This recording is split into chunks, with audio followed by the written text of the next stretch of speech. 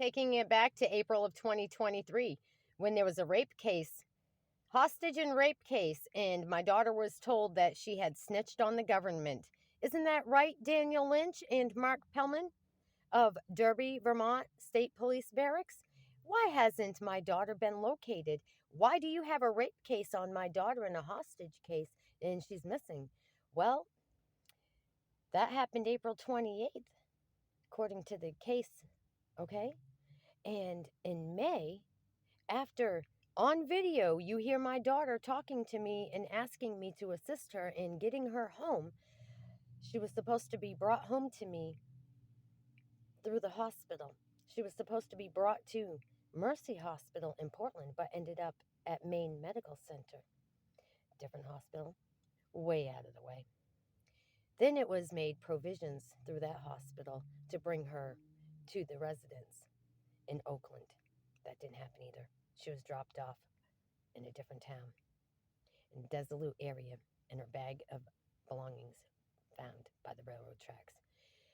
As a result, Brianna was, again, nowhere to be found.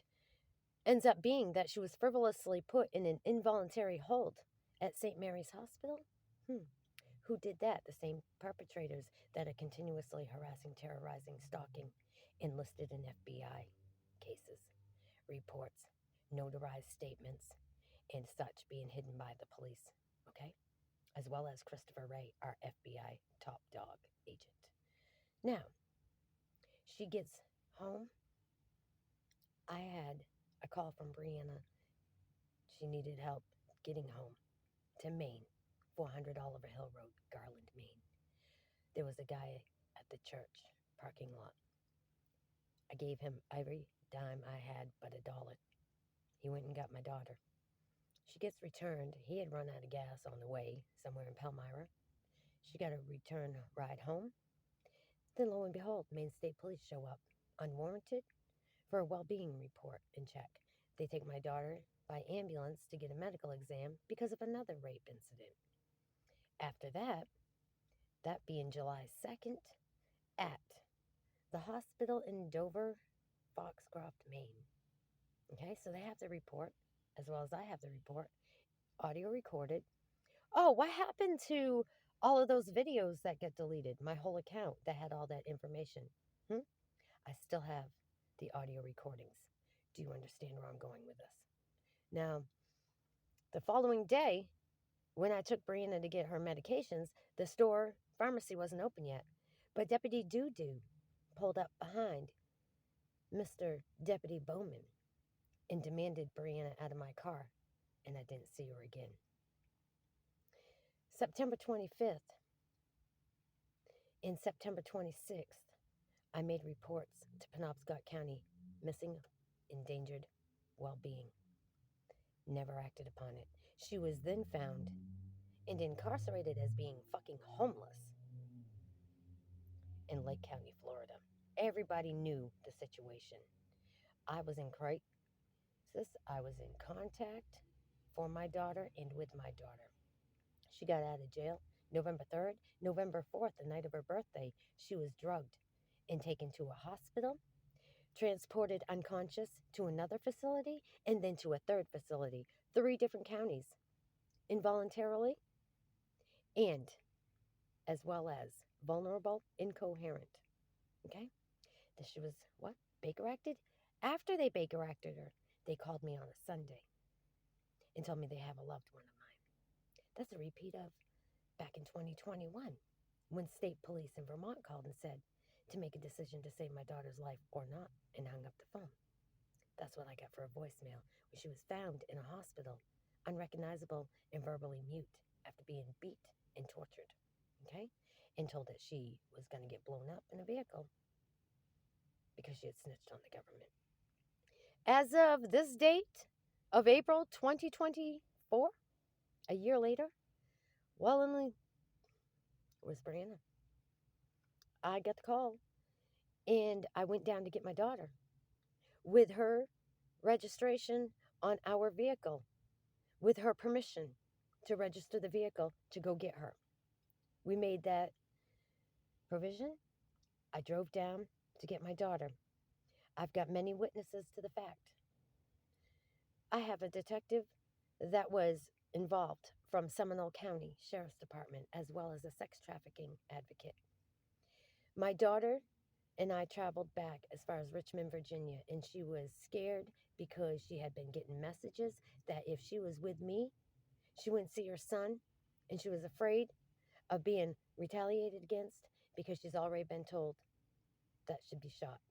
Kayla Wright got shot and was found February 3rd. This all revolves around Jeffrey Noyce and the state police in Vermont. Same state trooper, Daniel Lynch, that charged me with something, had me arrested, and a few weeks later, the judge said in a restraining order hearing there was no way possible that I had done the things that I was being convicted of or being said that I had done. He granted me a restraining order against the perpetrator and the abuser that had continuously harassed, stalked, terrorizing, and still doing it today in April of 2024. So I'm requesting that you all start paying attention and listening because I reported it again to Greenland, New Hampshire Police Department Chief Tara Tucker and requested that she do something like investigate and charge all of them that are involved, as well as enter my daughter into the NCIC and find her. She had a court date March 17th. I was on the phone for that, but no trace or hearing from my daughter. So where's my daughter? Vincent Aluzzi pushed for another involuntary hold, medical, psychiatric evaluation. Why would that be? She's been surrounded by people that were helping her in Florida. They were supposed to make sure in provisions for her to see her son and get back on track and help her with the same people that are harassing, terrorizing, and stalking me that are doing it to her. They're not doing it. So I'm leaving it in the hands of Greenland Police Chief Tara Tucker.